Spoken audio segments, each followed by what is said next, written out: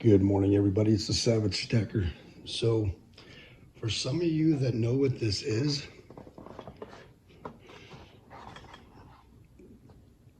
you know this is going to be exciting. And for some of you that don't know what this is, I feel like the witch going to bring you a poison apple right now. So get ready, Snow White. Here we go. This right here is made in America, 100% by the good people at Medford Knife and Tool. And everything on this box right here, from the box to the dog tag to everything, is made right here in America, in good old Arizona. Well, Pelican case might not be made, but what's in this box is made in Arizona. This right here, ladies and gentlemen, this is the case that this comes in right here. MKT, Medford Knife and Tool, right? Got a dog tag on it that says warranted forever in new or used original condition. So you can't modify it. But as long as you don't modify it, doesn't matter what owner it is. Look at all that swag right there. Boom.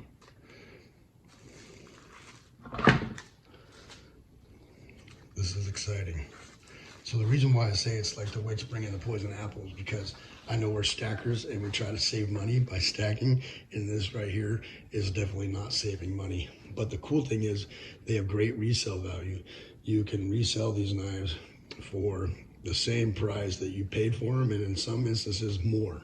The next one I have coming is going to be a couple months away, and it is my Grail knife, and it is completely pimped out, and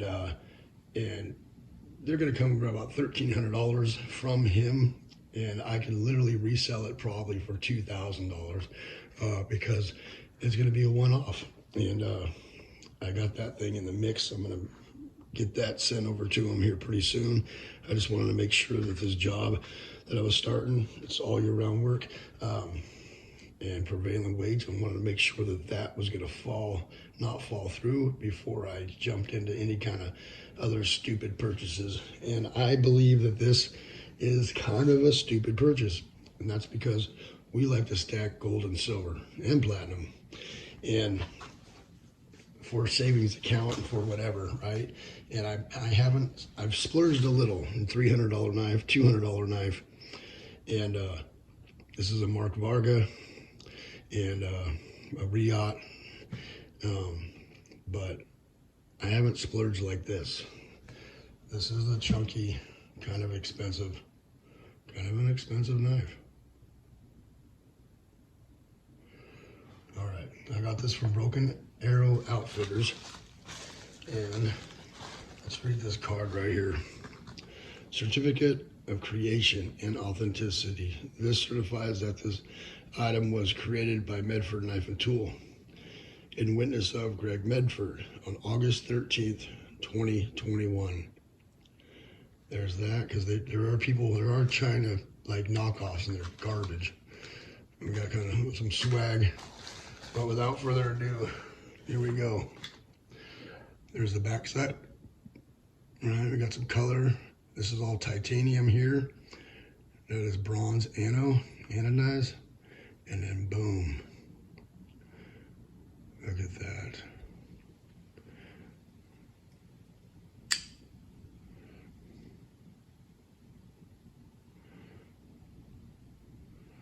Oh yeah, baby. Now this is a slim midi, so this is like their small, slim carry size of this knife, because they literally make one that's this long and 2.60 thou scales and blade. That means over a 1/4 inch on each scale and blade. This one right here, I believe, is 1.2, I believe. So like an 1/8 of an inch.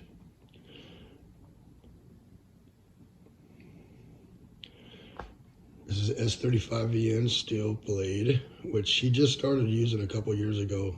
He usually does a really good heat treat D2 tool steel.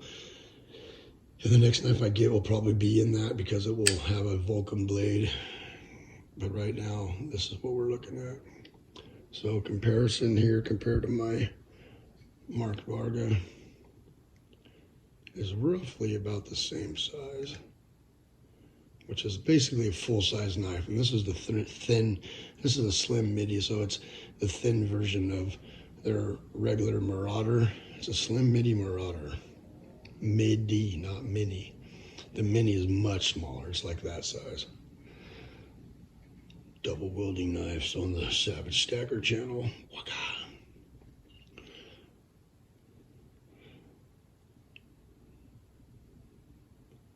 And this is all titanium here. Like this is titanium with the bolster and the carbon fiber, right? This is all titanium.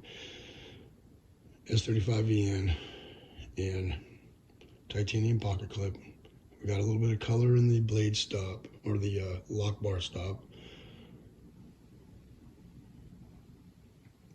Boom. There's that right there. The good old American flag. That's made 100% in America.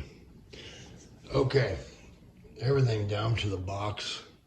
And he uses Pelican cases right here for his deal. And these are made in America as well. All right, that's that. That was the splurge for fighting fires for the last few years. And I'm not done yet. I'm gonna actually probably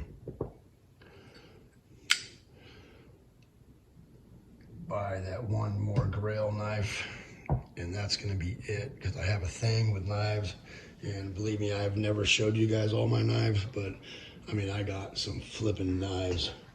But this is my next step up on my way to my Grail knife. And I just couldn't justify right now the $1,300 it was going to cost me to get that sucker.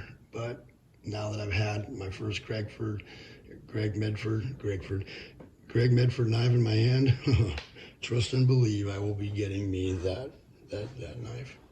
All right, so just in case anybody asks, this is not just a Rancher's Exploration Escalante mine. This is a Johnson Matthey bar. There's less than 1,000 of those minted.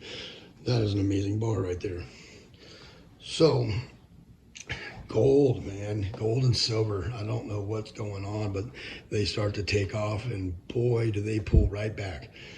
There is so much things we could talk about. There are so many things we could talk about right now that is going on with our country, with this world, that we should definitely be seeing some higher numbers with gold and silver. But what I'm noticing is once it gets up there, I see the investors in the investment part of it, as far as ETFs, I see them just taking profits. And we start getting a little momentum and it pulls back. And one thing that I have a feeling and that I know is, and I don't know, there's some people that don't believe this, but I in my heart feel that the government's got their grubby little hands dipped deep into the pockets of the ETFs and the gold and silver price, because if this takes off, it proves that the dollar is taking a dump. And I feel like they can't let it take off. If you let gold and silver take off, it just proves that we have inflated ourselves and they have printed us into oblivion, and that our economy and the petrodollar is garbage. And that, I feel like they can't let happen because they have lost control.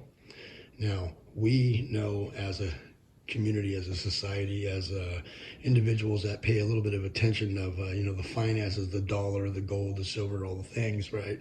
The things, toilet paper, lumber, fuel, beef, any kind of meat. I bought ribs the other night and they were $30 a rack, right? Welcome to California. It's bullshit. $5 a gallon gas. Anywhere else, it's like $3. So it's happening, and they can't stop it, but they sure are trying. And I can't stress the fact enough that it's important to not only stack precious metals, but A, get yourself out of debt. B, buy yourself some extra things for around the house. Ladies, your products, if you need those, and you're like my wife, and you let them run all the way out, and you need those products so you can, have a, good hygiene, buy an extra box or 2 or 4, put them up. They're not going to go bad. It's a paper product, right? A little bit extra toilet paper. Don't go nuts. Don't be the guy that has 700 Costco-sized things in his garage, because you need that room for food, not toilet paper. You can wash your butt another way. So, but get a few. Get a couple of them. I got three Costco-sized things in my garage, the size of one in the house. I rotate out every day because I got kids. They like to use toilet paper. So one comes up, I go to Costco, buy another one. It goes in the garage. So there's always 3 in the garage. Always one upstairs. We always have 4 Costco-sized things of toilet paper. And it used to be 2, one in the garage, one up here. But ever since the beginning of this bowl, I have made sure that we keep, 4 total. Same thing with peanut butter. We got the 2 Costco size that go up in the house, right? We have 2 extra downstairs. So that means we have 4 down in the garage, 2 in the house. That's 6 bottles of peanut butter, all times Costco size, the big ones at all times. There are, beans, rice, all that stuff. I go to wherever I'm going, I buy an extra case of top ramen and a thing of pepper and salt and beans in a big, 20-pound bag of beans, 20-pound bag of rice. Now, I got to make sure that I teach my kids to eat that stuff, so I cook beans and rice. That way, if something was ever to happen, they're not in shock going, oh my God, beans and rice every day, right? No. So you got to implement that stuff in your diet. Your body's used to it. The kids are used to it, and you got to do those things, So I can't stress the fact that things are ugly right now, and I have a good feeling that we are going to war, and not just a feeling. We see what's going on, right? But like I said, there's a lot of things we could talk about right now. The most important thing for me is to just keep stacking, saving, and I'm this close to getting property and getting the heck out of here. The dilemma right now is to buy this property over here so I can double my money in 3 to 5 years, or buy this other property over here, which gets us completely way out of way out of California, so I don't have to deal with this place no more. But I'll be paying on a house for the rest of my life. I kind of leaning towards the way of investment property, live in it for a few years, let it double, pay it off, take that money that I've made and buy me a house outright so I don't leave my kids a lot of debt when I pass. That is kind of what I'm leaning towards. Anyways, I'm ranting on a lot of stuff here, but I personally have been watching the price of gold and silver teeter-totter, and it's like we're at a new floor, but I have a feeling it's going to take off here pretty soon, because there's just too much going on. 2 years ago, any little thing, it didn't matter what it was, the price of gold and silver went up.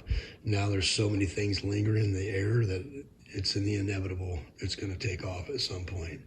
As soon as I feel like they get their little nasty little hands off around its neck, I feel like it's going to take off. So I'm going to keep stacking it. And right now I'm actually trying to save cash.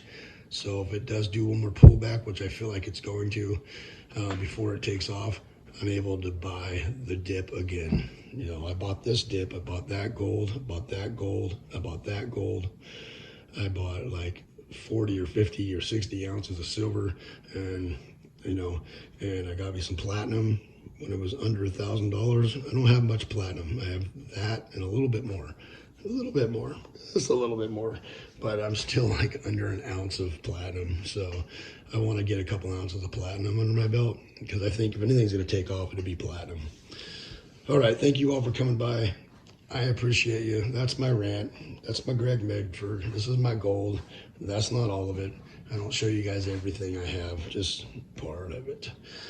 Thank you all for coming by. Hit that like button, hit that subscribe button, and please leave a comment. Please rate, comment, subscribe. Savagestacker's over and out.